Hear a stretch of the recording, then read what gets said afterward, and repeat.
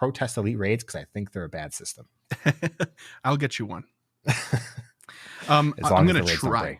As long as the raids don't break. That's the last big note, is that if these go off with as many hitches as Reggie Drago did, oh man, those pitchforks are going to get a lot sharper overnight, and those torches are going to be a lot brighter. You're tuned into the GOCast podcast, your one-stop shop for updates, news, tips, and community in the world of Pokemon Go. Thank you for listening.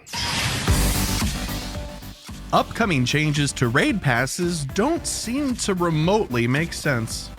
Birds of a feather flocked together this past April Fowl's Day. Hopefully, those pictures with the Easter Bunny this weekend are near an EX gym. The Mystic Hero event has us feeling a little blue, but in a good way. And more on this episode of GOCast. Hello and welcome to the GOCast podcast, episode 231. It's April 4th, yet another Tuesday evening. I'm your host, Chris, and as always, I'm joined by my co-host, Kyle. Hiya. Hey, Kyle, how you doing this week? I'm doing good. Good? Yeah, I'm doing minus all the rain we're having currently. Oh, well, I like rain. We're actually in between two storms right now. We've planned this recording session perfectly so that my fragile power grid out here in the middle of nowhere won't mess us up again. Yeah, a stiff breeze takes out Chris's internet. So it's true. It's true for 2 or 3 days at a time. Don't forget. Yeah. Don't forget. Well, anyway, before we get started with the show proper here, shout out to a few patrons, new patrons, 2 of them, Luke and Joel, and shout out to the Ugly Rock for increasing their pledge. Thank you so much. They are now an elite tier patron, so we appreciate you very, very much. More about Patreon, patrons, and patronage at the end of the episode, so we hope you stick around. So last week, Kyle, or I suppose for this past week, we had set a few goals, as we are wont to do. Yours were, you had 4 of them. Mega progress. How'd that go? I did it. Taken Excellent. care of slowly. Buddy progress. No, I didn't do that. You forgot all week to do even Yeah, one? I mean, I should have, and apparently I didn't. Oh. I don't have an excuse for that one because I did play because I did my mega progress and all that. So yeah. It's just I neglected my Chandelure. Oh no! How's your Chandelure going to feel? What are they going to think? The flame on its head probably is going to shrink. Just 2 feet. Bit. Yeah. Oh, bummer. Well, you can fix that by giving them treats and spending time with them this week, I'm sure. Did you evolve and therefore register a Rabombi? I did not. Do you have enough candy?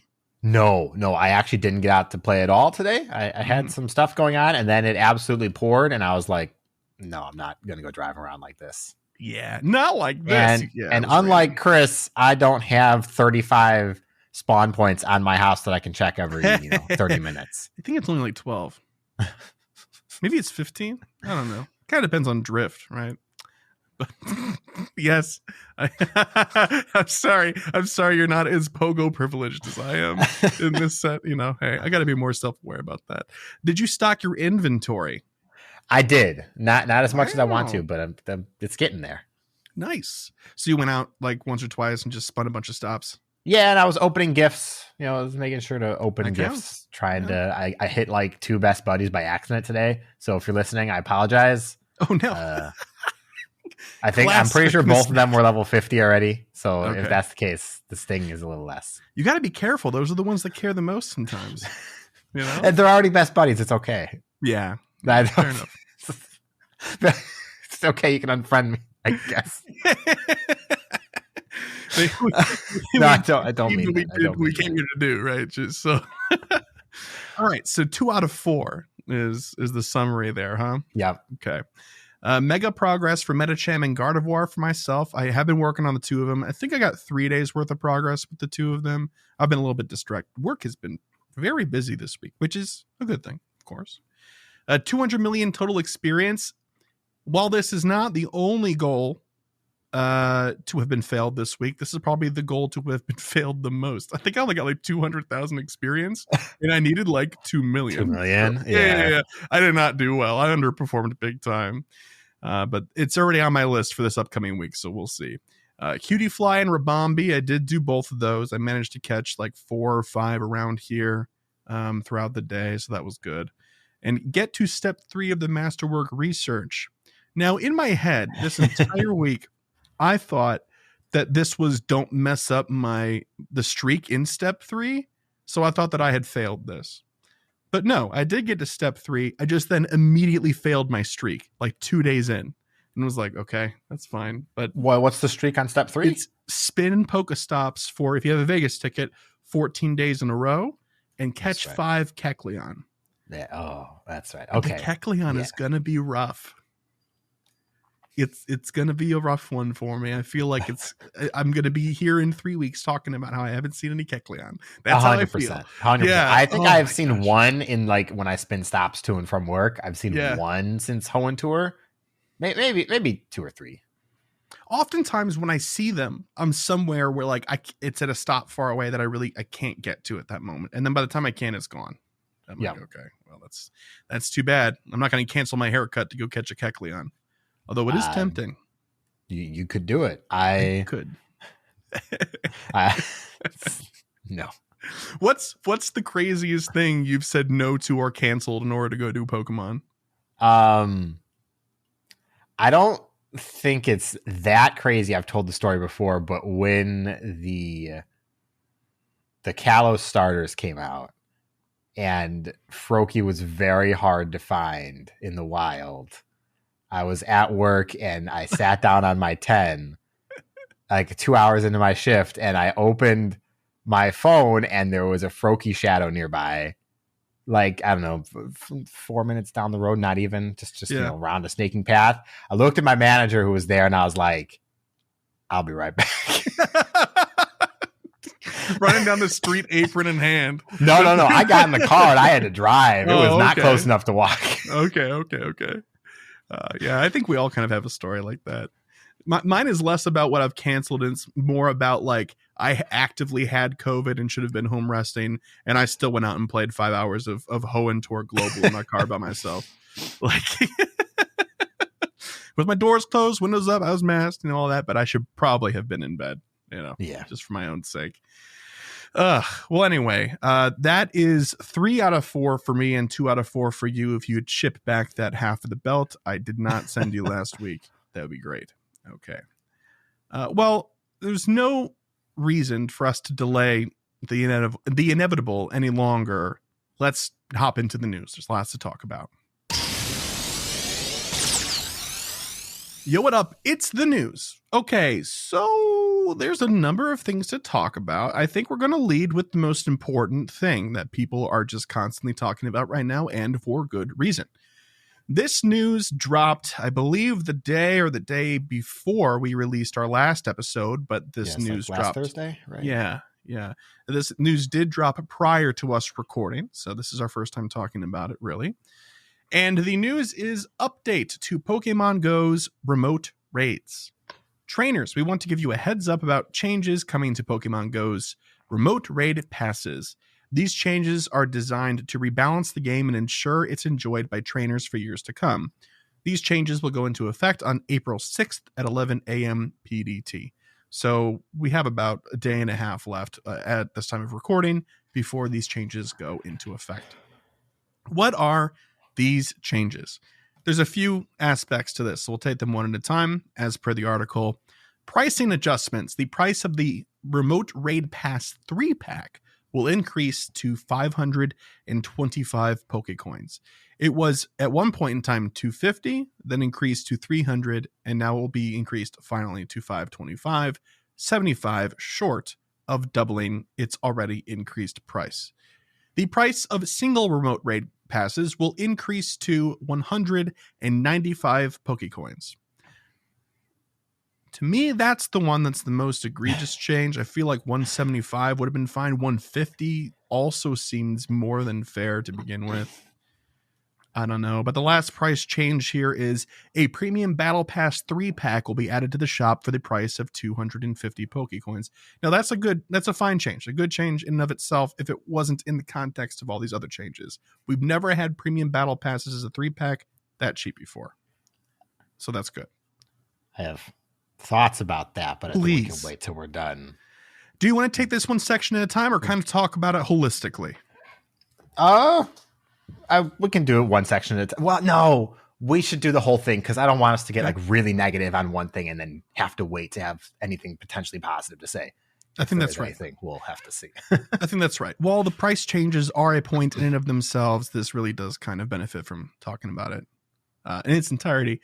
The next type of changes are remote raid participation limits. Trainers will be able to participate in a maximum of 5 remote raids per day. This harkens back to when that text string was pushed right after Hoenn Tour Vegas that we all saw and kind of freaked out about and then was gone. This is now what that was being put in place for. And the maximum may change and increase for special events. So they might let you actually raid the way you want to raid at like GoFest or something like that. Who knows? Remote raid passes in general. Remote raid passes will be included in the pool of potential rewards for research breakthroughs. That's okay. Remote raid passes earned via research breakthroughs will still be subject to the existing inventory limit of 3 remote raid passes per trainer. If a trainer earns a remote raid pass from a research breakthrough while at the 3 remote raid pass limit, they will receive a premium battle pass instead.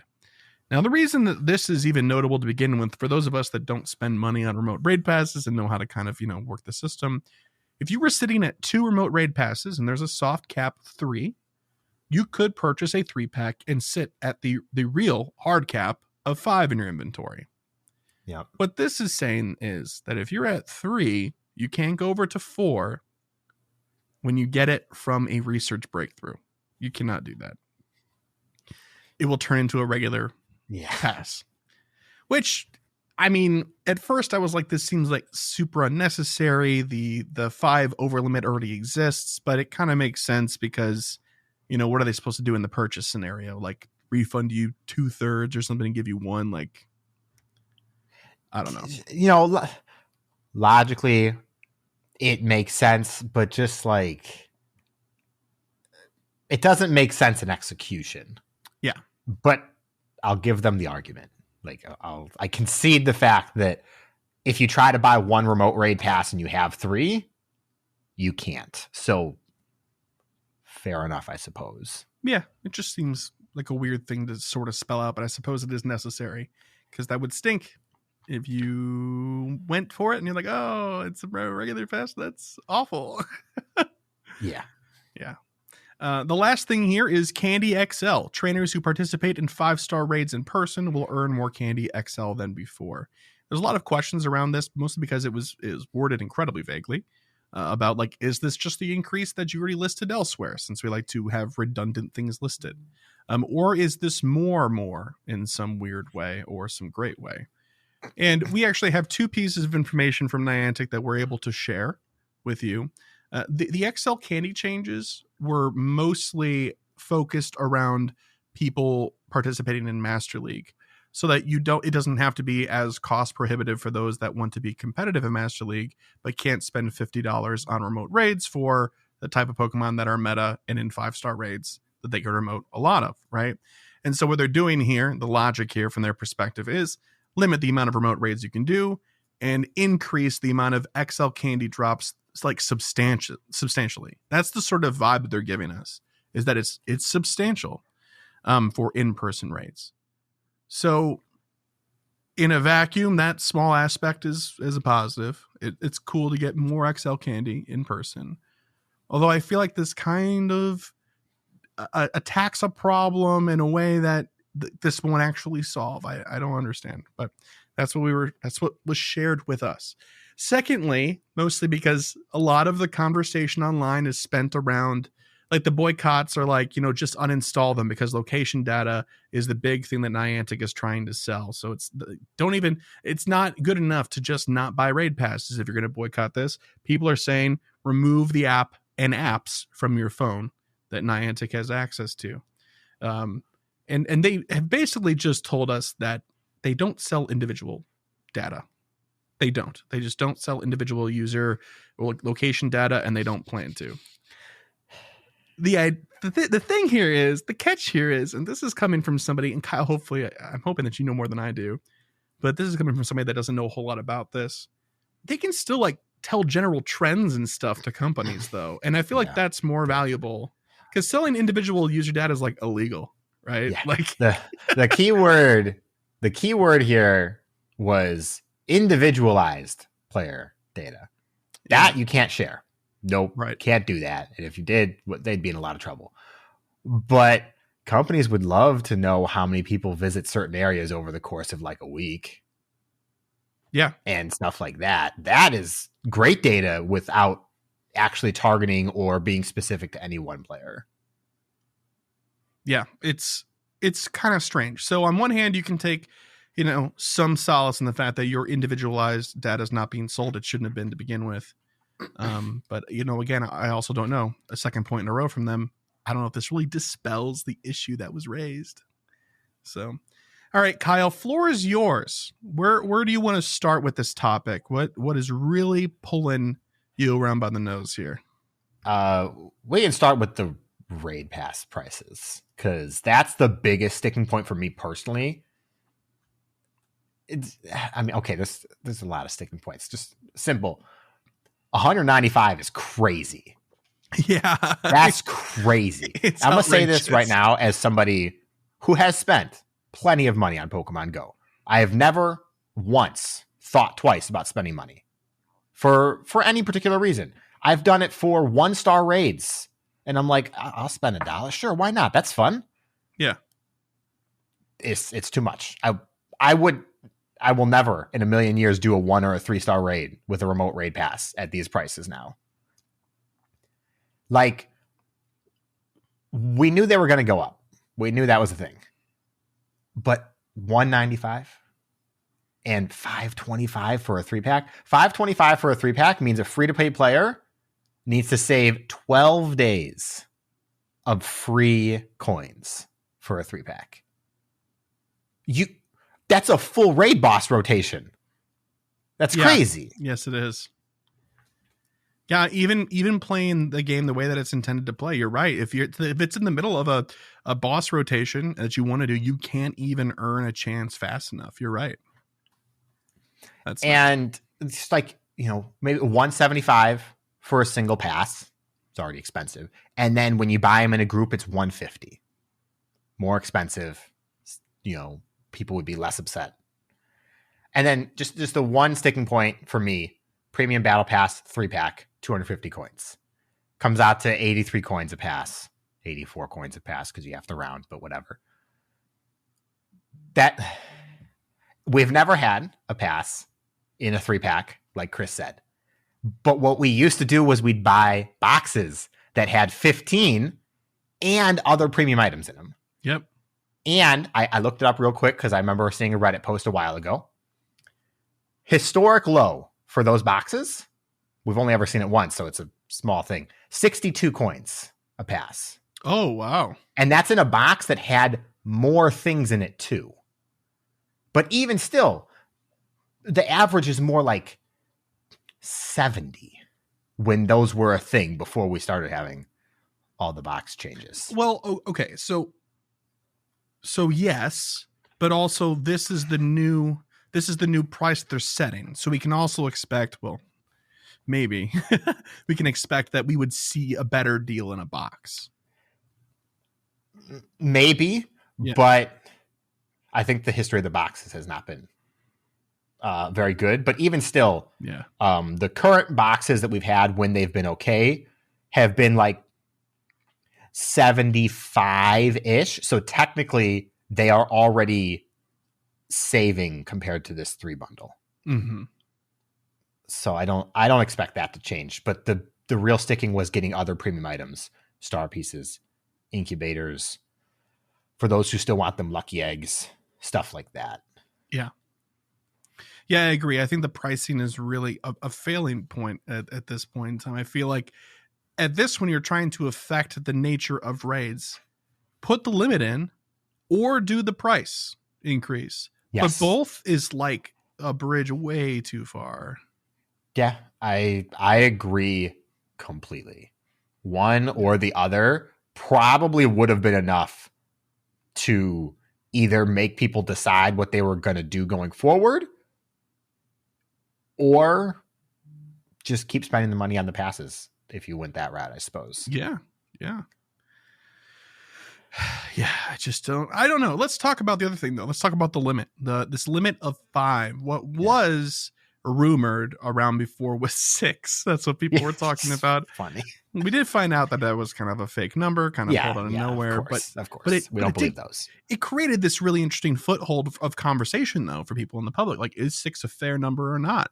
And some people were just like, I mean, it might be, but like, I don't view raids as an average over a week. I don't raid for 3 days and then 2 of those days I do 12 or something like that. Like, that's just not how a normal person thinks about, I have to hit my raid max for the day. Like, that's just not it. That's the fact that it's lower than that is mind blowing to me. That's the real kicker for me though, is raids are not a consistent thing. I would hazard a guess 99% of the people who play this game, they do not do raids all week.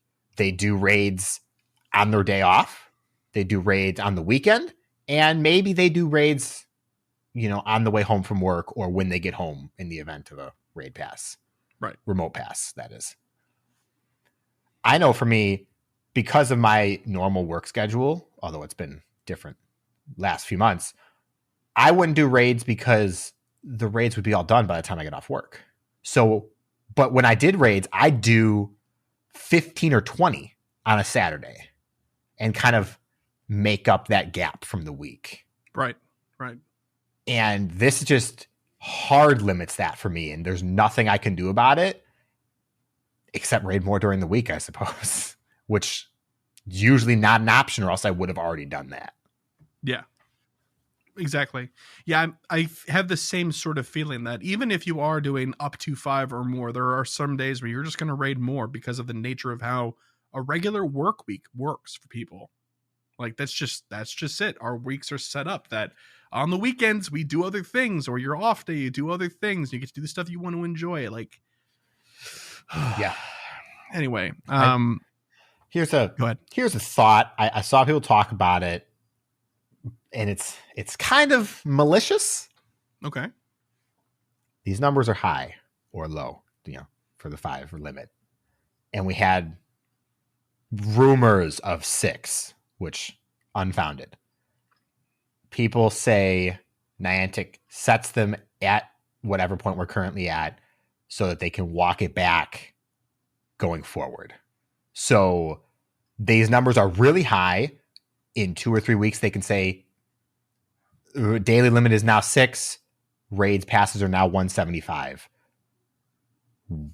People are happier than they would be if those were the announced numbers. Right. I don't get behind that thought process, but I've seen a lot of people of people talk about it. Okay, I wasn't sure if you were posing that as a what if, or if we thought that was actually going to happen, because there's no way that's actually going to happen. I mean, I could see it happening. I don't think that was the intention behind it. No. Mostly, because I don't think Niantic is that smart enough to want to do that. They've expressed in the past that they have their ideas, they have what they want to do, and they've only changed what they've wanted to do because of outcry or because of public opinion, rather than their ideas changing. Yeah. So I think the only other thing to talk about with this before talk about it, I guess, our general opinions, is that the raid pass is being added as a potential reward for research breakthroughs. We already talked about the limit thing and how that's kind of weird, but makes sense ultimately, I suppose. But being added to the reward pool for research breakthroughs, when that was already kind of a feature that felt like it was stretched a little bit thin or out of place, or has some sort of identity crisis, this just adds to that confusion, in my opinion. Right. I mean, it's nice to get it wherever, but I just, why research breakthroughs? I don't get it. If it was weird. guaranteed, Yeah, you'd have an argument here, I think. This is, to me, almost meaningless because you might not get it. You spent 7 days, you might not get it. Maybe you weren't paying attention and you had 3 remote raid passes. Or maybe it's a day you can't do a remote raid and you have to sit on it and then you lose your day and blah, blah, blah, blah, blah. It's a positive. It is technically an object positive. Mm-hmm. But it matters so little. It almost could have been left out and had people find out, like Niantic likes to do as well. Yeah, I agree. This could have just been not even said, and I don't think it would have made an impact whatsoever to this entire reaction or anything. All right, so we've been relatively objective listing these things and looking at this from a perspective of like reasonability, logistics, and all that sort of stuff. And we don't normally take off the gloves and kind of talk about like our opinions about something like this without trying to keep it reined in to some degree, but I just don't want to do that this time. I really want to just kind of share my opinions, and I hope that you also want to share your opinions fully about this, Kyle. I gotta say, the stop distance change, which is very similar to this in a lot of ways, especially with a new hashtag Here is Niantic going around right now, which everybody almost universally seems to be participating in. The difference for me from that first one was that their response to that seemed unapologetic at first and turned apologetic. And to me, this does not feel like it's going to be going that way. But some of the same issues come up, like accessibility, and not even from a physical perspective. Although that is one of the tenets, it's also a monetary thing. The argument that the remote raid limit makes it so that people will not be locked out of Master League, and then to increase the price of those passes for people that would need to remote raid in order to do that because they don't have raids around, right? Mm-hmm. It cancels each other out in my brain. So Doesn't make sense. That stood out so much to me as cherry picking an argument to then address. There are 3 types of raiders, we're going to say. Okay. I think for simplicity's sake. You're raiding for a shiny, you're raiding for a hundo, and you're raiding for candy.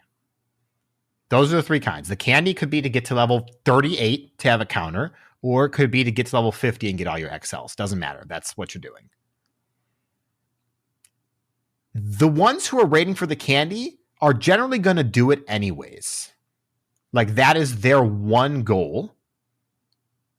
And the bigger limit is not even the price. It's how many raids they can do. Because if somebody wants a raid at level 50 in the time frame, they're a dolphin at minimum and a whale at worst. So they're spending already. Right. It seems like such a strange argument to say that this will make it better when I'm pretty confident. I don't have any numbers behind this. Most people are raiding for shinies, hundos, and regular candy. The XL is the bonus that a very small portion of the community actually need, especially in terms of Master League. Right. And if they really wanted to adjust that, why not make the walking distance not 20 kilometers for my Dialga and make it 10? And then it's 5 when it's excited. Like, come on. And like, let's face it, more Candy XL in person. Mm-hmm. If you use a Mega 3 Pokemon of the appropriate type for Candy, you average, I'm going to say 4.5 Candy a raid, because you can't. It's +1 for the Mega, sometimes +2, and then sometimes +1 on top of the 3 that you get by default. So I think you can get a maximum of 7 if you get like the highest rolls on everything, but you're more likely to get 4 or 5. 66 raids to get a level 50. They could add 2 more candy guaranteed to every raid, and it would still take 45 raids to get a level 50. Oh man. Okay, yeah. That and you everyone knows there's no way they're doubling it. 3. Even at 3 more, you're still looking at like 37 raids, 34 raids, something like that. Mm-hmm. This is not more approachable for most people. No, it's not. It just moves that stressor somewhere else while imposing limitations. Yeah. So this is all true. And we can talk about the price increase and how unfair that is and how it punishes people that don't make a lot of money. Free-to-play players have to play longer with their systems in order to earn more coins to take part in their systems, et cetera, et cetera. But the part that is really important for people like Kyle and I, and for anybody else who played this game throughout the pandemic era, right, is that this kneecaps online communities in a huge way. A huge way. Because there are a lot of people that work non-traditional 9-to-5s that when they're done, their time to play is during times that raids aren't around. And those people join global communities. Our community for the podcast, our Discord, is a global community. We have trainers from all over the place. Mm-hmm. And people are raiding 24/7 in that server. You know, it slows down at periods for sure, but when there's interest, it's going. And people are able to hop in, do a few raids, and hop out. And there are some people, Arceus bless them, that want to raid all the time. The whale that Kyle was mentioning before, that type of person will do 50 raids in a day because it's their social connective activity too. They like helping people. They like participating in those raids. Those people can no longer help people that need help because they literally cannot do that many raids anymore. So this will happen, and this will generate 2 things. They'll either have people fight over those raids so that people can actually pull off some of these bosses that require 5 or 6 people to raid. Sometimes that you'll have to fight for that to have enough people in order to take it down, or people will be less willing to spend their remote raid passes they once were before. Either outcome or both outcomes result in less people raiding and less successful raids. Yeah. And I just don't get it. It just seems like it's really pulling the rug out from underneath itself. But that's the biggest thing for me personally. Like all of these are negatives. I don't like any of them. That's just, plain and simple. Right. But before the pandemic, I raided with my local community a little bit. I generally did a handful of raids each boss rotation. Didn't care too much about shinies. And I got to know a couple of people in my community. And that was it. I didn't interact with them that much. We had a Discord for the community. I responded, showed up to the gym. We did the raid. I said hi and I left. That's what happened. And then, I see their name on a lure during community and I'm like, oh, they're here. Moving on. I have connected and I know so many people online now because of this. Through the podcast and the community that we've personally cultivated, there's so many people that's like, oh, I know that they're going to want to come do a raid with me. Let's message them as well. Yeah. And it's like, even when you're in person, when Chris and I are at a community day and we're walking and we're like, oh, let's do this raid. Oh, we only have 4 people here. Oh, well, I bet you if you invite modders, he's going to accept that raid. You know he is. And then, you guys talk later on. This is the thing, especially somebody who grew up on the internet, who grew up on multiplayer games, on MMOs and other stuff. Online interactions are real social interactions. They are. There are a lot of people out there who don't believe that. And I think that's a problem. I know. I think we both grew up with a lot of them around us because this is why this is so important to us, because I could not stand people invalidating the true friends that I had made online. Yeah.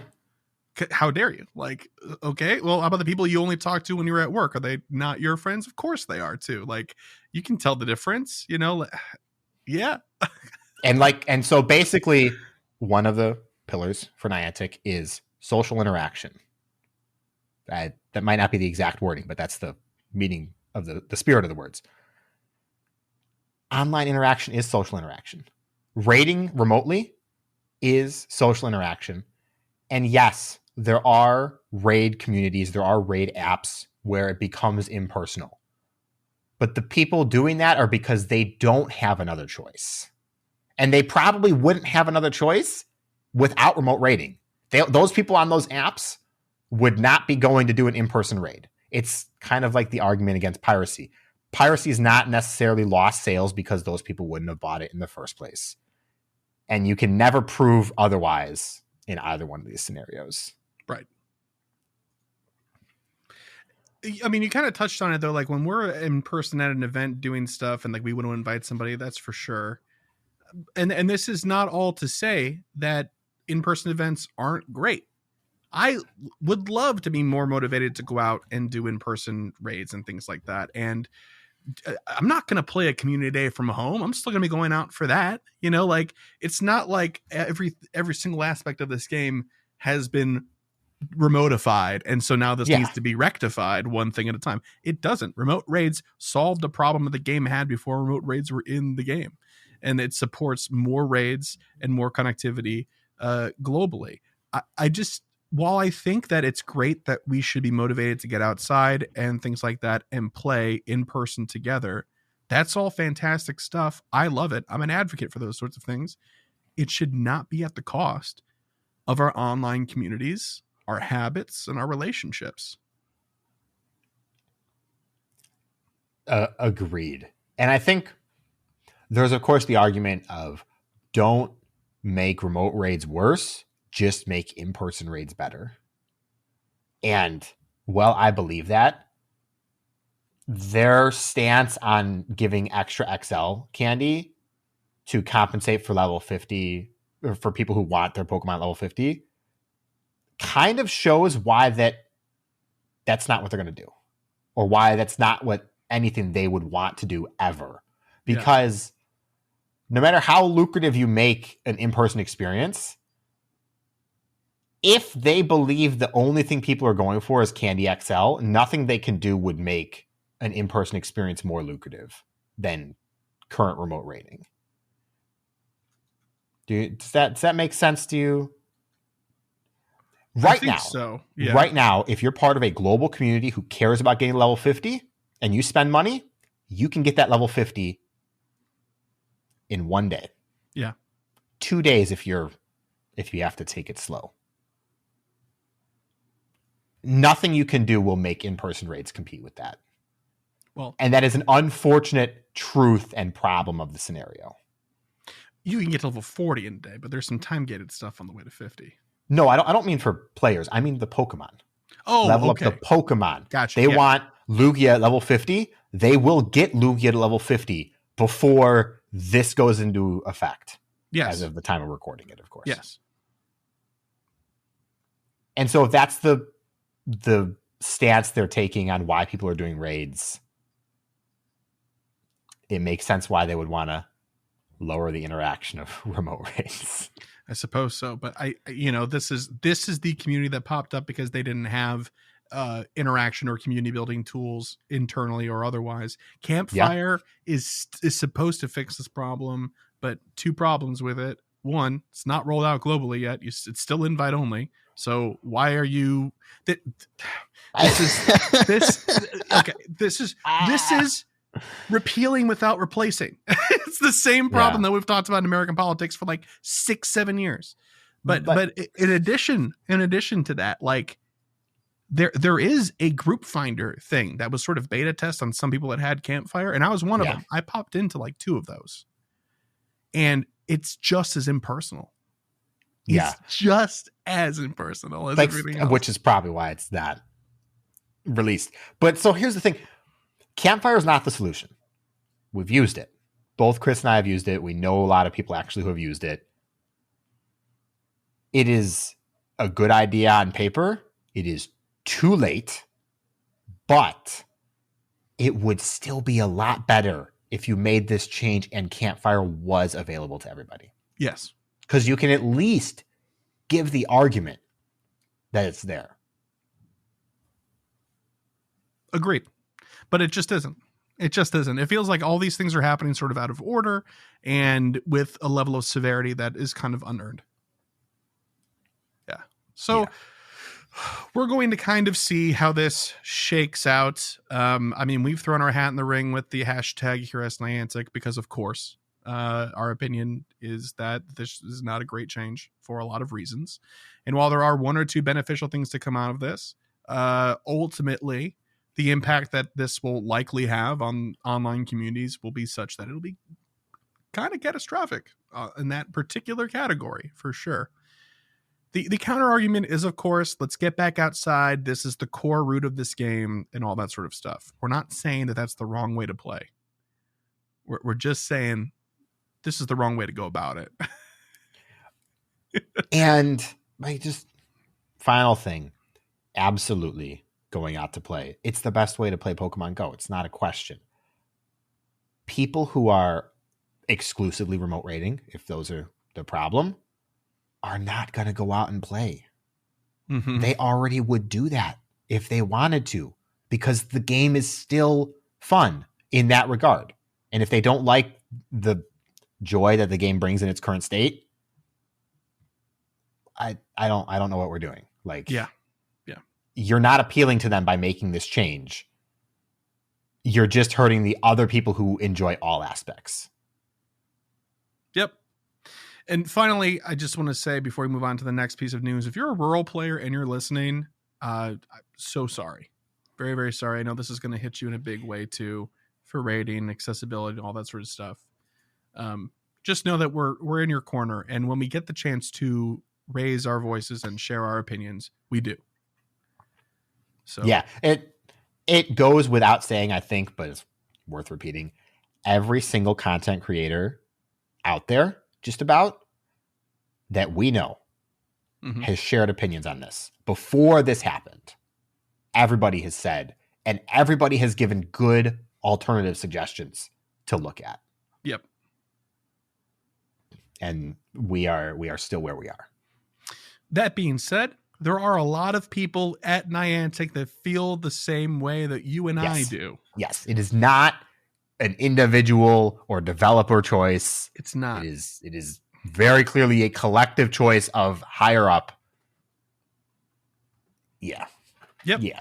And we have said this before, bears repeating, especially now with the way things are on social media right now. Don't attack individuals. You really have no idea what the opinions of Niantic employees are personally. It might be yours. You might be trying to attack somebody that agrees with you. Don't do that. This poisons the well for the rest of us. Do not do this. Do not attack people. It's never okay. Attack the official Pokemon Go app handle if you're going to yell at somebody like that, because that's a corporate entity. That's not an individual. So that makes sense to me. I mean, hateful speech in any scenario is never acceptable. But if you're going to be a little mean about it, like this change is really dumb or something like that, and use harsher language than that, individuals do not deserve that sort of abuse. Don't do that. That being said, make sure your opinion is heard and tweet at Niantic and Pokemon Go app. And all that good stuff. But make sure you do it in a way that is constructive and not destructive. It doesn't get you banned from Twitter or something. I don't know. Can you still get banned from Twitter? I think so. I'm not so sure the sort of stuff I see on there nowadays. It's long as you don't upset again. Elon. That's right. That's right. Yep. Ah, geez, what a world we live in. Okay, so let's put that to bed for now, although I have a feeling it's going to be a topic of conversation for a while. So this past weekend, we got a surprise event. It was an April Fool's Day event, April Fowl's Day, Pidgey Pandemonium. And it's behind us, so we're not going to spend too much time on it. But suffice to say, Pidgey were spawning en masse in the wild from 1 to 7 p.m. Local time. And there was a special research to complete. It was 2 pages, but really 1 page of tasks and then 1 page of rewards. It was very easy to do the research. Most people got it done in like 15 minutes, even if they weren't rushing. And it was fine. It was cute. It was all right. Yeah. Any big thoughts, Kyle? I mean, your small thoughts? Any thoughts? I wish I had more opportunity to play during it, especially because now this other event we have is got an evolution bonus. Oh, true. And I'm one of those psychopaths who actually kind of like mass evolving. So, yeah. Hey, Niantic, can we get another Pokemon that costs 12 candy that is actually common again? It'll cost 12 candy, but it'll cost 500 Pokecoins to evolve as well. No, that's only if EA buys out Niantic. Oh, okay. Sorry, it'll cost a regular raid pass. All right, so there was that. It was cool. It was cute. It was fun. Everybody loves Pidgey. If you don't like Pidgey, get out. There's the door. Regieleki Elite raids. This is just kind of a reminder, but the announcement came out again. Regieleki will be in raids this Sunday, April 9th from 11 a.m., 2 p.m., and 5 p.m. local time. This is also going to be, for those of us that don't know, it's going to be Easter Sunday. Yeah, it's Easter Sunday. And there is some indication that this day was listed when we got our initial listing of days, dates, and events for the 8th and was then moved to the 9th and nobody told us. Not what happened.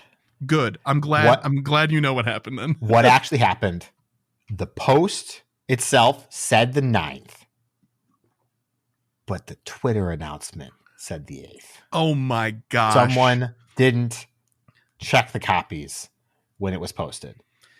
So as far as can find, it's always said the 9th on the official PokemonGoLive.com/news page. Yeah. It doesn't make it any better in any scenario, in my opinion, but still. I'm just happy that you knew the deets because I didn't. I just saw the sentiment, I saw people upset and I'm like, I got to read that Reddit thread. Yeah, no. So this is going to be on Easter Sunday. It's going to be weird. It's going to be wild. It's going to be strange. And it's certainly going to be ill-advised. Yeah, I mean, there's only a couple of things to say. One is, why are we doing things on a holiday again? Why? Yeah. Why? Yep. And then the other argument is going to be, not everybody celebrates Easter, which is a fair argument. Yeah. They'll give you that. And 2, it has 3 times, so you can pick the time that fits for you. In case you don't know, most people, Easter takes up most of the day. It does. You go to the morning mass, you got to do the afternoon stuff with the family, then you do your Easter egg hunts, and then suddenly it's 8 o'clock and you got to go home. That's right. And you're like, what am I going to do with these eggs? The paint isn't dry yet. And you're full up on ham or whatever people do nowadays. Yeah. So like this. So you're giving me flashbacks right now, man. Okay. So fair point that not everybody celebrates Easter, but counterpoint to the counterpoint, you got to raid with people. Those people might celebrate Easter even if you don't. Yeah. And then counterpoint to the counterpoint as well. It could have just been Saturday. It could have been Saturday. It could have just been Saturday. I get it. You want to alternate the days and give stuff on the Sunday. We've talked about that. That's fine. Just not like this. Not like this. Not like this. Yeah. And also counterpoint to your counterpoint, the other one that you have 3 opportunities to get it. If you're in a town that only has like 5 gyms and they all pop 11, you really only have 1 time slot. And that does happen. 100%. Another problem with Elite raids in general. People are saying that it should just be, all of them should be 11. Egg goes away after 30 minutes and the encounter is done after it hatches. An hour passes, 2 p.m. egg. Done, gone. I don't. Half hour passes, but 5 p.m. egg, I mean, yes, I agree, but it goes against the idea Niantic wants with these Elite raids. I don't agree with that idea. But that's what they're trying to, that's what they're focused on. And we've talked about it. That's what they want to do. That's what they're going to do. So we're going to see. Yeah. Like this doesn't affect me at all. I'm not celebrating Easter this year. My family doesn't really celebrate it anymore. The little kids, the people with the little kids do, but I'm also working, 2 to 10:30. So my only time slot would be 11. And I'm also not doing it because I protest Elite raids because I think they're a bad system. I'll get you one. I'm going to try. As long as the raids don't break. That's the last big note, is that if these go off with as many hitches as Regidrago did, Oh man, those pitchforks are going to get a lot sharper overnight, and those torches are going to be a lot brighter. Like, my word. But I have some doubts about my ability to get these raids done on Sunday, even though I plan to do it. We're gonna do some stuff with my grandparents. You know, and go visit them and stuff like that. They're in a home, so that's what you got to do, and it's fun. It's great to see them. But that basically means I really only have access to 5 p.m. raids, and those are generally the least popular, at least around here. So we will see. But anyway, the last big thing here is something that made my day when we heard the news. The Mystic Hero event. We were joking about what it could have been, and Kyle basically got it right in a way that I would have never expected. But are you ready to be a hero? Blanche wouldn't think to ask others for help, but the Team Mystic leader could use some support. Get ready to enjoy an all-new event focused on research tasks and learning more about Pokemon evolution, a Mystic Hero. When is this? Thursday, April 13th at 10 a.m. to Monday, April 17th at 8 p.m. local time. So it's basically just an extended weekend period. Event bonuses include 2 times XP for evolving Pokemon, which is what Kyle was hinting at, had he known, with Pidgey Day. All lure modules activated the event will last for 3 hours, and 2 guaranteed Candy XL for evolving Pokemon. Oh, there's another evolution bonus. That's new. That's a new bonus, yes. Think we've ever seen XL guarantee for evolving, let alone 2. That's cool. That is pretty cool. It's essentially just like a better transfer rate. Yeah. Yes, except it costs candy to evolve. So it's like, that's what I'm saying. You're basically supplementing the conversion. Yes, for the evolution cost. So like 100 to 1. You're supplementing it, and then you get to transfer it. So yeah, it's good. So like, it's positive. So if you're gonna change regular candy into Candy XL, it's 100 for 1, like you just said, right? So then, like, let's just say if you're looking to get 2 XL for your Charmander, you evolve a Charmander for 25. That's 2 XL. Yep, that's 2 for 25. That's the deal. That's great. That's fantastic. If you have the candy, it's cool. Yeah, it's probably the best bonus they've done since the season of guaranteed XL from trading bonus. Yeah, man, oh man. So that's cool. I didn't realize how lucrative that could have been until we just talked about it now. Nice. Special research story, a Mystic Hero. Special research featuring the leader of Team Mystic, Blanche, will be available. Trainers who complete the research will be rewarded with an encounter with Lapras wearing a Blanche-themed accessory. This is the only way to encounter Lapras wearing a Blanche-themed accessory for this season. Also, it's shiny eligible. Oh my god. This accessory is a little lackluster, but it's fine. But it's unique. It is unique. It's not a 5-shaped balloon, though, so miss me with that. Not a 5-shaped balloon. Nothing will ever be a 5-shaped balloon besides 5-shaped balloon. Field research task encounters. Tasks focused on evolving and catching Pokemon will be available, and trainers can earn Stardust and evolution items as rewards for completing these field research tasks. There's also timed research that will reward a magnetic lure. It's going to be available throughout the event. And then why? It's me. It's just a theme, just the barest hint of a thread running through things. Why magnetic? Not like rainy. I don't know. I have no idea. I have no clue. What a great question. Reminder, seasonal special research and everyday hero. Free special research will be available for trainers throughout season 10. Spend some time helping out Professor Willow to see what surprises you can discover. And this will be available to claim until the end of season 10, which ends on June 1st, 2023 at 10 a.m. local time.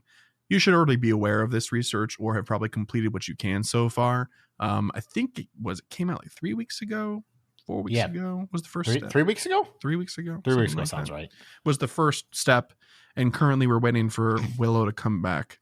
So step 4 or something like that. This is a new type of event focused around a team and things like that. And I know it was sort of a joke, Kyle, when you mentioned what it could have been last week. Yeah. But is this sort of meeting what you pseudo expected? Yeah, I mean, I didn't think too much about what it would include, Mm. but I appreciate that it is all very focused on what they want it to be. Yeah. Which is evolution. That's good. It's fine. I think 2 times evolution is great. Does it overlap with an evolution spotlight hour? I don't think so. I think that week is the Stardust one, but still. I think that is the Stardust one, yeah. And the unique bonus for the Candy XL from evolving is cool. Yeah, that alone is good. Yeah, it is a little bit prohibitive for newer players. Don't have the candy necessarily for the candy base, I should say, for doing stuff with that bonus. But that's kind of just the nature of Candy XL, unfortunately. Well, hopefully now we've all got kind of like a week to sort of gather some stuff to get ready for it. Yeah, but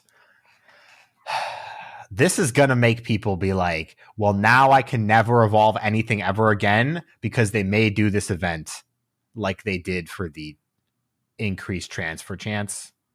We got that for Shinx Day. Yeah. And then people were like, I'm never transferring anything ever again. Mm-hmm. And I'm like, look, I'm sorry, but that's definitely a you problem. That one's on you. No one said it was coming back anytime soon. True. But we all kind of do weird stuff like that. Like, you know, that's okay. You're totally welcome to do it. Yeah. There's nothing wrong with it if that's the way you want to be efficient. But you can't be upset when it doesn't come back. Like, I can't believe they let me draw my own conclusion about this. Yeah. All right. Well, that's exciting. It's always cool to see a new type of event enter the ring, and this does necessitate both an Instinct and Valor event as well. If they don't, it'll be strange. So that's cool. Valor for Stardust and Instinct for catching eggs. He's big on breeding. No. I don't think so.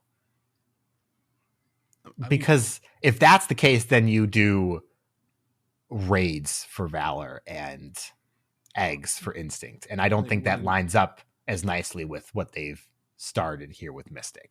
I guess we'll have to see. I just know that Spark is about like buddies and eggs, but that's you can tie it in with catching because you're catching more buddies versus evolving, which is ones you already have. Look at all these buddies in my yard. That's how I feel about wild animals. And Stardust is like, look at how much Pokemon I've grinded. Yeah, pretty much. It's essentially that. I saw a screenshot today of somebody that had like over 60 million Stardust. Now I saw that. Imagine. Anyway. All right, that's it for the news. And we had such a robust news section that ahead of time, Kyle and I decided that we're not going to be doing a gear up this week, which means that we're going to go into Pokelore, but not without taking a short break first. See you on the other side. And this week for Pokelore, we're going to be covering Regieleki, the Electron Pokemon.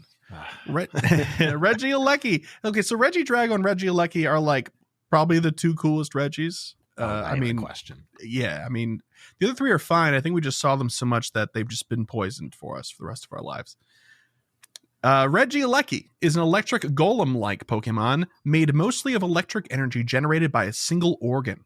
I think like a body organ, not like a piano organ. It's a piano deep inside its head there. That would be so sick, actually. Can you Where's the imagine piano Pokemon? Let's go. We do need that. Where's the musical offshoot of Pokemon? Yeah, I mean, we have a lot of singing Pokemon. We don't have like a lot of there's no instruments now that I'm thinking about that, right? We do. You're right. Yeah. Where's I don't know. It's okay. We're gonna continue. It's just the natural progression. I feel like of the object as a Pokemon. Yeah. Well, Regieleki's got a whole organ in him, so there you go. It has a round yellow body with 3 spikes on top of its head and a pattern of 7 pink dots on its face that resembles the letter X. Regieleki's arms are shaped like lightning and usually appear bunched together, while its legs are tiny and resemble both lightning bolts and an electrical plug. Its body can grow bright yellow when attacking Regieleki, has 5 blue rings on its body, with 2 on the base of its arms acting as its shoulders, and the other 3 located at the bottom, connecting to its legs. These rings are insulated and cannot conduct electricity, and are believed to have been put on it by ancient people who were tormented by it in order to restrain its powers. According to legend, Regieleki was created by Regigigas using pure electric energy. Who would have guessed? Wait, but then where's the organ coming from? Honestly, Regigigas is crafty. Just throw the organ in there. That's fine. Yeah. Maybe an organ and an organist just got caught up in the mess of creation. Who knows? Regieleki absorbs electrons in order to stay alive, and it is said to have the greatest power of any electric-type Pokemon, being powerful enough to generate all of Galar's electricity. It is said that if the rings on its body were to be removed, Regieleki will be able to unleash its latent powers. Regieleki is the only Pokemon capable of learning the move Thunder Cage. It is also the only known Pokemon that can have Transistor as an ability. Which is crazy strong now that I've read it. I read Thunder Cage, by the way, as Thunderdome every time. Not even close. No, not even close. What does Transistor do? Straight 50% increase in electric type damage. Oh my word. Just okay. Straight. My gosh. Okay. That would make sense with why it's so strong then. Max CP 40, 2803, and at 50 you're looking at 3169. 190 stamina, 125 defense, and 250 attack. Whew. High attack, low defense, glass cannon. Best moveset, Thunder Shock or Lock On if it turns out that energy generation is better, with Zap Cannon and Thunder. Your other option for a charge move is Hyper Beam. Ouch. And that's a no. So unless some moves are added or changed or whatever before this comes out on this blessed Easter Sunday. Not likely. Who knows? Likely. Yeah. So I have 2 thoughts. One. Okay. All right.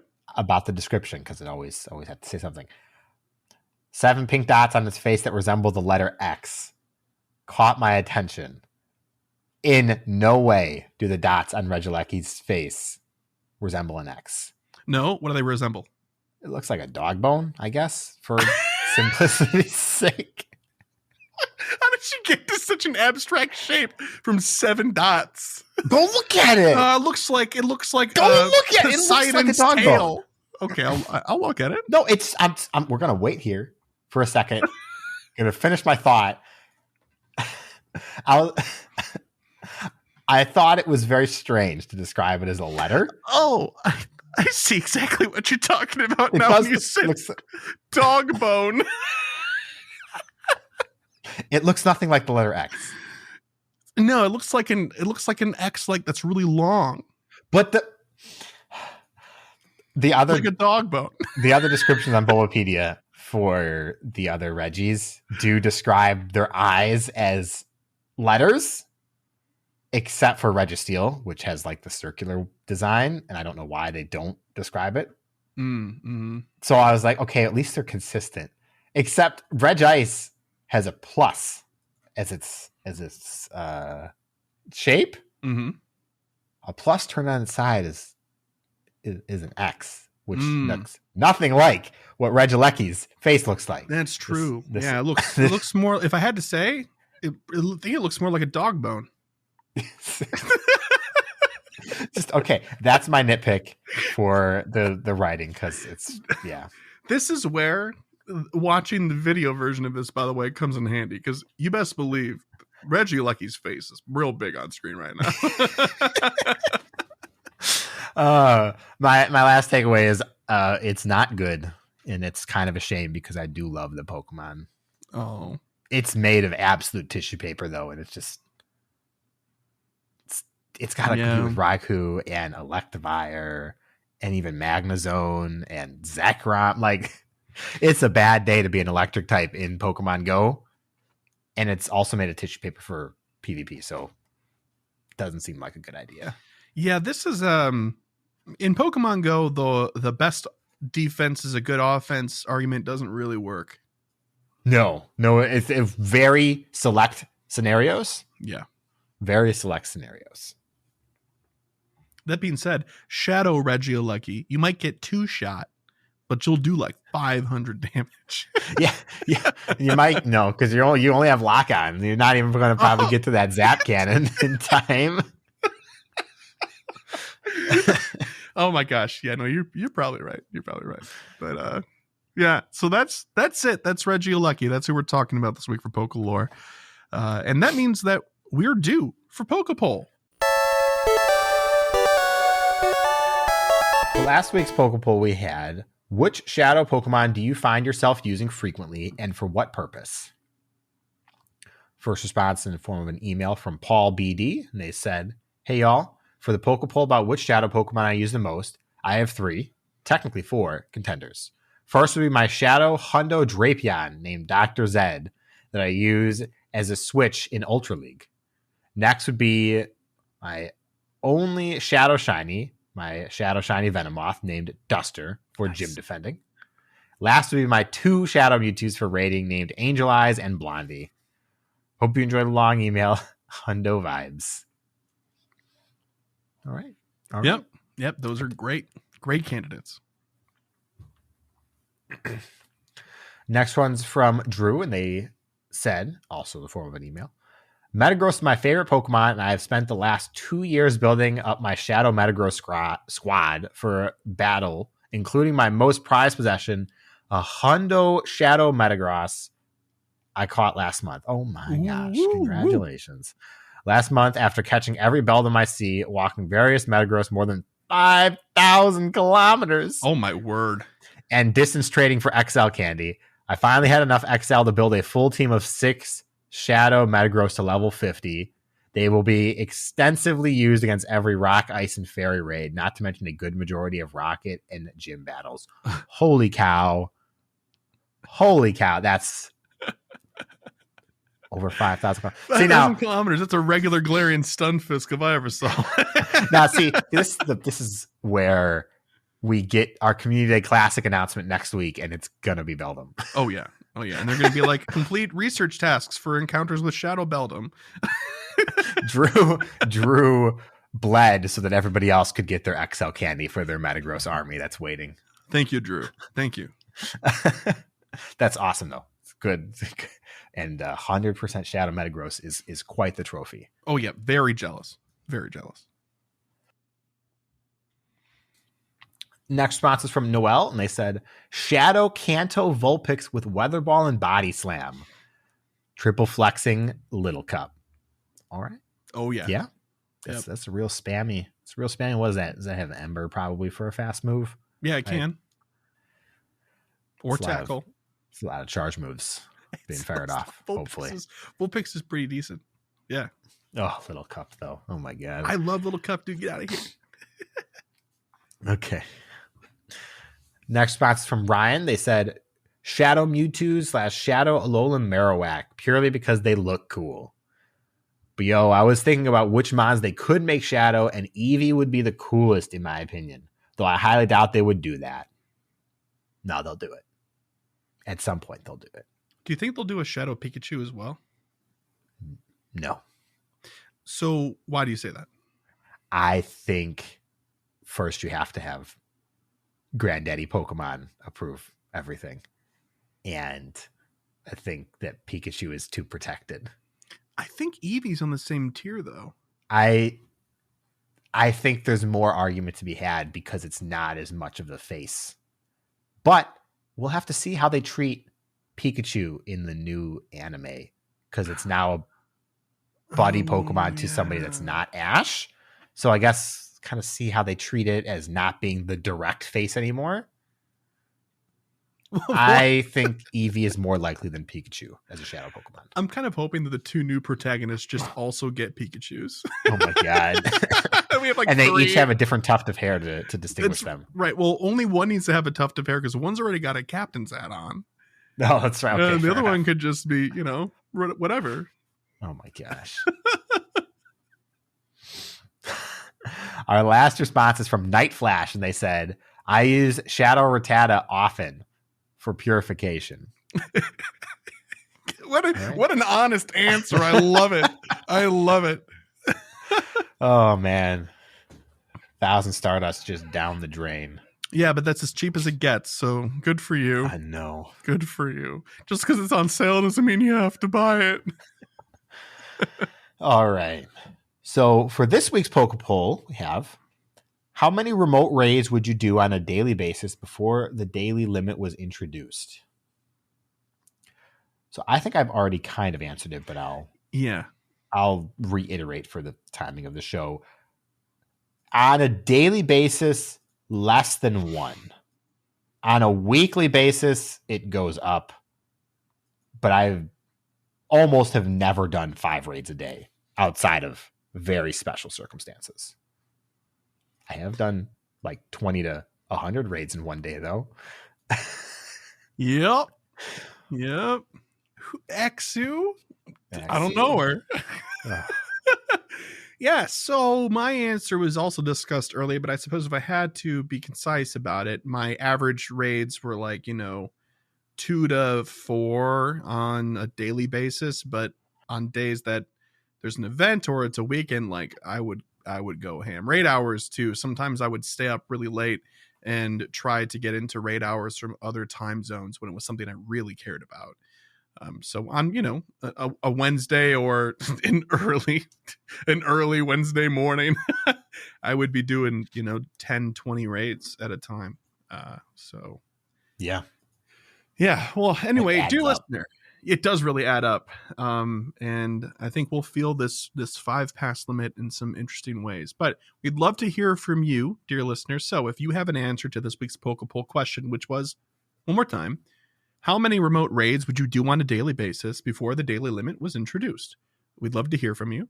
Please answer when we post it on Twitter. You can send us an email to mail@gocastpodcast.com. You can send us a voicemail by calling 262-586-7717. You can answer the question if you're using the Spotify app. There's a way to answer it on there. Just navigate to the episode and click around the tabs. You'll see it. And also, if you'd like to leave a comment on YouTube, you can do so as well. Oh, and lastly, for our patrons, we have an entire channel dedicated to Pokeball questions. We post it in there when we publish the episode. So any of those ways are viable, great ways to submit an answer. Looking forward to it. But speaking of emails, voicemails, and the like, Kyle, would you do me the honors? It's time for emails. That's right. And 0 voicemails. But just this week. Our first email this week is from Drew2. It said, yo, what up, Chris? It's Drew2. Kyle, hiya. Hiya. First off, congrats on getting your own show and moving out from under the PvP corner umbrella. I think you guys are really going places. This is how we feel, legitimately. Don't make jokes about it. This is a very real feeling. I'm writing this fresh off the news that Niantic is nuking remote raids. Oh, I love how this email is starting already. Oh, no. And I really feel like it's time to get real about how and why Niantic makes decisions. For so long, they have made choices about gameplay that seem illogical and against the player base's wishes, all under the reasoning that they want us to get out and exercise or be with the community. There have been multiple examples, whether it was taking away 6-hour community days, reducing spin distance, limiting static incense, and now nerfing remote raids. Often, these decisions end up hurting players who don't have a large community or aren't able to access many of the in-person features of the game due to disability, weather, transportation restrictions, or simply living in a rural area. That was very well written. Well done. Yep. Can we please all stop pretending that Niantic as a company wants us to be outside with community because it's central to their core values and not because they make more money selling our location data compared to selling items in the store? Okay. Looks like we're stepping through the conversation we had before. See? Yeah. Even if Niantic never admits it, I think it's healthier for us to view and talk about their decisions viewed through this perspective because their choices for how they want us to play the game start to make sense, even if it's not something we actually want. Chris, I know this is the part where you're going to assume the best about Niantic and question my line of thinking. So Kyle, please back me up here with a good dose of cynicism unencumbered by illogical optimism. I hate to disappoint, but I'm also a little mad about this. Yeah. Although usually a safe bet. So good on you. At the end of the day, businesses are designed to make money. And despite what they tell us, they are going to make decisions based on profit as the highest priority. I have no problem with Niantic making money, and I'm guessing most people don't as well. I also have no problem with Niantic charging more for remote raid passes or limiting their use, although that's still frustrating. I will just simply choose to not buy them with the coins I've saved up because they aren't worth it anymore. My problem is that it feels like they are gaslighting us when they state things like, we hope to further incentivize playing Pokemon Go in person with your friends, family, and community. When what they really mean is they need us to move around so they can sell our location data. It's really disingenuous to keep telling us how they care about us so much, but then it literally never listens to anything we have to say. I think Niantic is too stubborn to even realize this, and I would imagine that most people play Pokemon Go in spite of them, not because of them. Sorry for the long email. Long emailer, Drew 2. Great sign off. Yeah.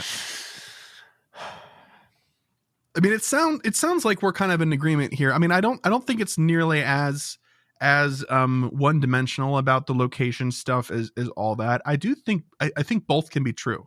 I think they can say to themselves, we're going to take a gamble and be hard-nosed about it, and we're going to go all in on this thing that we think will add longevity to the game because it takes whales down a peg and takes, maxing out Pokemon off the board for some people in some avenues we don't necessarily agree with, right? But also be like, plus it's great because then we get some idea about trends for location, right? I can see both of them being true. I don't think it's as simple as one problem, though. Yeah, I agree. In the end, we'll never actually get to know, unfortunately, what Niantic's actual stances are on these kind of things. But there's no doubt in my mind they sell the location data that they gather through the app or they use it for themselves, which we know for a fact that they do for outside of Pokemon Go purposes. And I think that's one of the biggest driving factors because it's really easy to forget. For people who maybe haven't been here as long, Niantic is not a game developer. Yeah. They are not a game developer. They are a tech developer that happens to have the best tech at the time that this kind of stuff was happening. And they are who the Pokemon Company and Nintendo and Creature Corp went with to develop a Pokemon game. They are still not that game company, despite having made Pokemon Go for 7 years now. 6 years. Yeah, since 2016. 7 years. 7 years in July. 7 years in July. So when you look at it from that perspective, it makes it a lot easier to see some decisions that are made from the very, very tip top. Doesn't make them okay, but you at least kind of can see where that is. Counterpoint. If they're a tech company, why is the game break all the time? Because it's not what they're trying to fix. You're right. Because they don't need the game to work, and they don't need Go Battle League to work except to get more people to play their game. So yeah, if it's not getting more people to play their game, it is considered a low value proposition for them. I think the biggest takeaway, especially from what Drew said, was they say they care, but they don't ever actually listen to the player base. The only time that I can think of that Niantic did something that the players asked for was keeping the distance change. There have been small things. We got the postcard book letting you save postcards from friends and stuff. Squirtle with sunglasses came back. Yes, it did. Yes. But like 4 years later. I'm just saying, it's another example. Yeah, but it worked. I can't think of one instance where they did something to make the game better because players have asked for it. They reworked Megas. Okay. Oh, yeah. I will give you that. The That's rework fair. for Megas is probably the best thing Niantic has ever done in terms of listening to their player base. Full credit. And it's a good system. It's not even just like, oh, it's still bad, but it's better. No, it's a good system. Yes. So full credit for that. I got 2 examples in 7 years of the game being There out. we go. If somebody can think of another one that's worth talking about, feel free. Let us know. We'll be happy to hear about it. I do want to clarify one thing, though. The Niantic, and especially the community management team and the people that we get to interface with, right? They absolutely do listen. They hear all of these opinions, right? It's not that they don't listen. It's just those things don't make it to the game. And whether that is a C-suite decision, made within the company, or a top John Henke has a big veto stamp and he does that. It's not that they don't hear it. They just don't implement things. So, I don't want people thinking that we're being, maybe we are being ignored, but no, we are 100. No, that's the thing. Right. We are 100% being ignored. Yes. But we are not being not heard. I think does that make sense? I'm trying to avoid using the word heard because that's what we're using for the hashtag. They're not listening to us. We're just not being heard. They're just not. Yeah. Yes. Yeah. I've forgotten the thought that I was going to say. I'm so sorry. That's my that bad. whole thing. Oh no. Location data.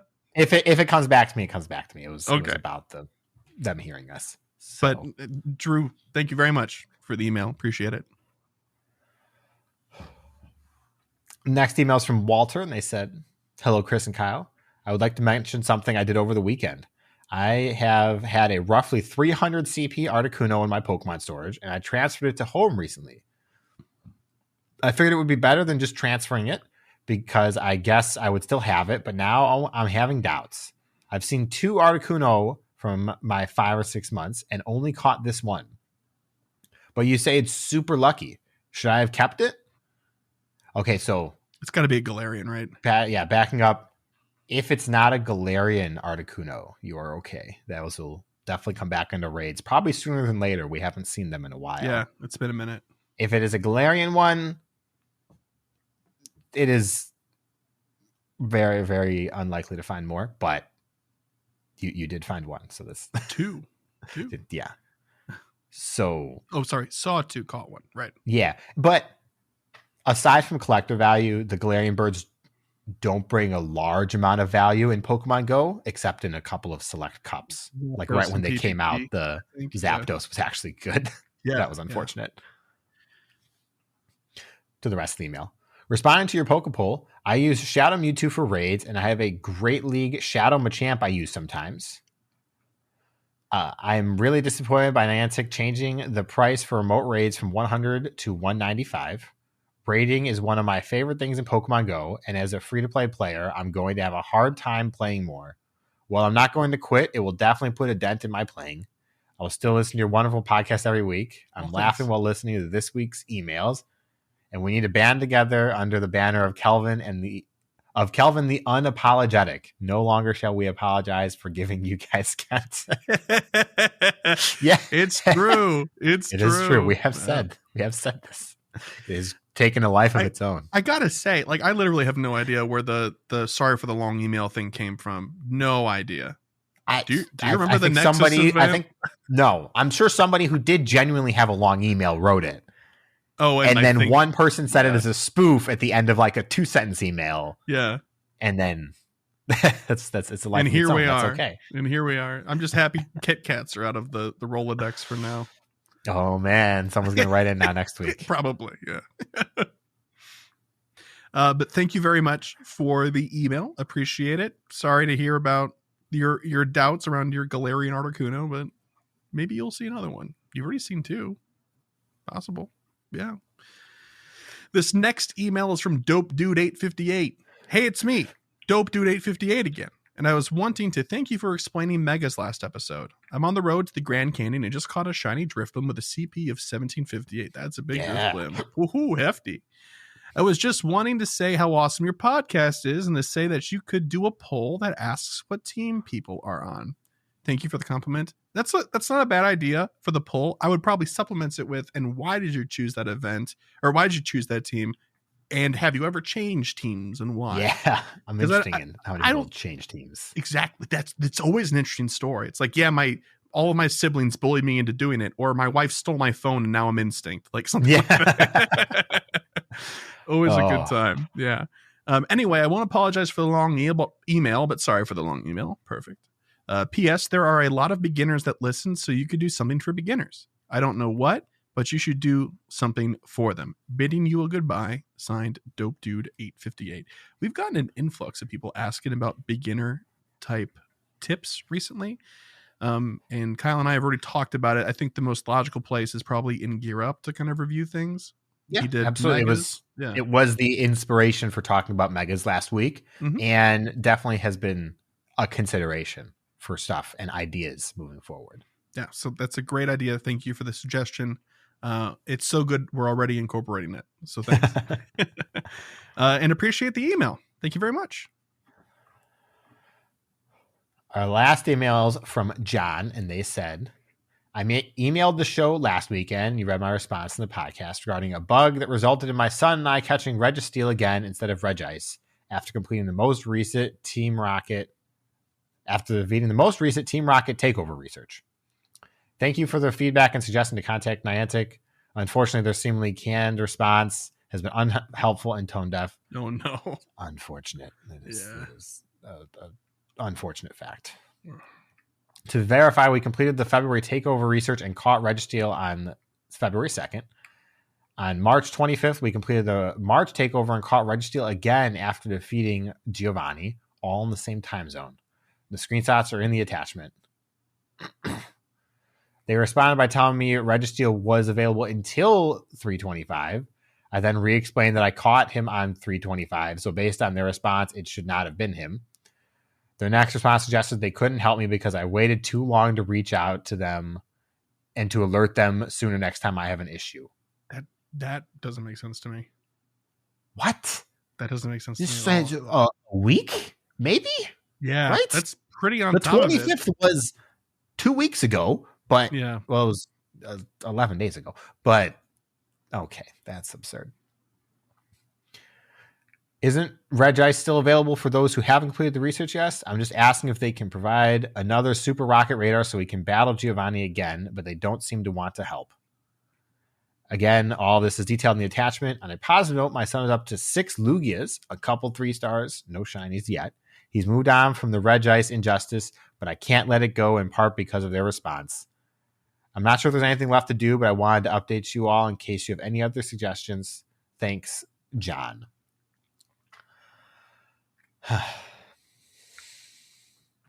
That bit about waiting too long kind of bugs me. It's just not a real thing.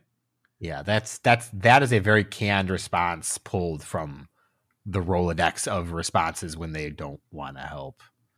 Yeah, or don't have another suggestion. I don't know. It's just that's just not a thing. It's digital goods don't expire.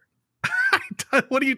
It's not like the rocket radars they had to give out went moldy and they had to move their inventory or something like that. No, that doesn't make any sense to me whatsoever. So, John, really sorry about that, and especially sorry for your kiddo. But very happy to hear about the army of Lugias because Lugia is great, and a couple of 3 stars is always a good thing. But thank you very, very much for letting us know the conclusion of this story, or seemingly the conclusion. Who knows what will happen from here?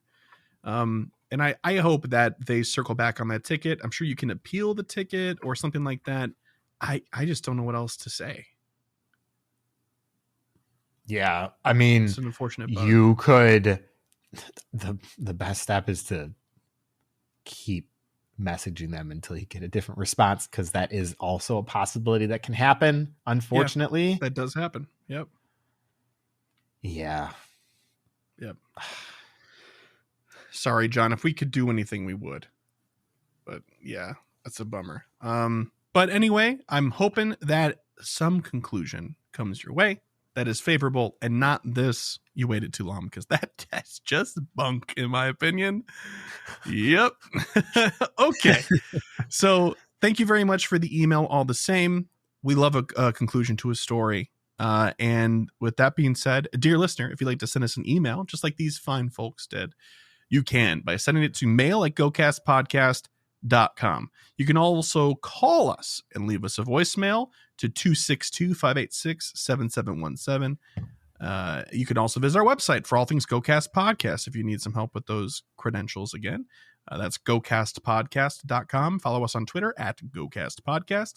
Help support us on Patreon. That's patreon.com/GoCast Podcast. You can give pretty much any amount you'd like on a monthly basis and cancel any month, or get a discount for a year and pay a little bit less for 12 months. And this gets you access to like the Discord and all that good stuff. Speaking of patronage and patrons, shout out to our Elite Trainer tier patrons. Thank you so much to Bo, Daniel, Lori, Michael, Ozzy, Ted, Tish, Marvin, and Mimi, Sfortsuin, Ryan Thayer, Jason, Justin, Charles, Motters, Lee, William, Brandon, Ethan, Stephen, Nick, Kelvin, our favorite listener, Drew 2, Camo, and The Ugly Rock. Thank you so much for your patronage and for helping us keep the digital lights on. But if monetary support's not in the cards for you, or you've done it and you like to keep showing your support because you're a lovely human, you can leave us a review on anywhere that supports podcast reviews. Google Podcasts, we're coming for you in your sleep. You got to get those reviews going on. It's ridiculous. Absolutely unacceptable. But we're killing it on Spotify because you guys are fantastic. So thank you very much. Thank you. Last thing to do here, Kyle, is to set some goals on our way out here. This weekend brings us Regieleki raids, and we have that new event with Cutie Fly and Rabambi this week as well. Right. Eggs and all that good stuff. Ugh, eggs. Ugh. So what are you looking to do? Continue my mega progress, slowly but surely. In case it's not clear, by the way, a lot of these are free evolutions because I don't have large excess of mega energy. The ones that I have, I'm doing daily, but the ones that I don't, they're just waiting a couple of days to get the cheaper cost.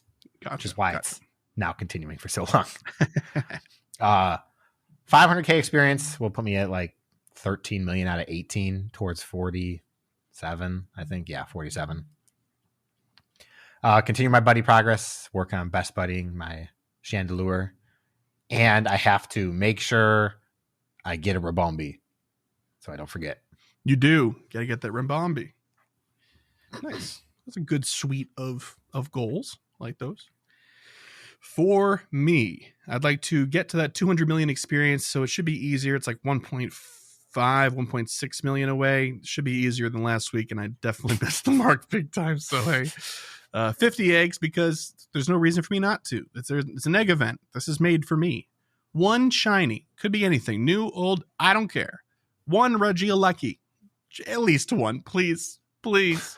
And a buddy and mega progress. I'm putting them together because I normally do them both together when I remember to do it. So might as well be a shared goal.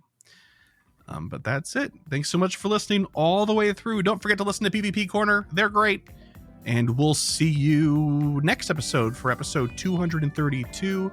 Good luck this weekend. Happy Easter to those who celebrate. And good luck in this brave new world of remote raid passes. Oh boy. Bye-bye. Bye.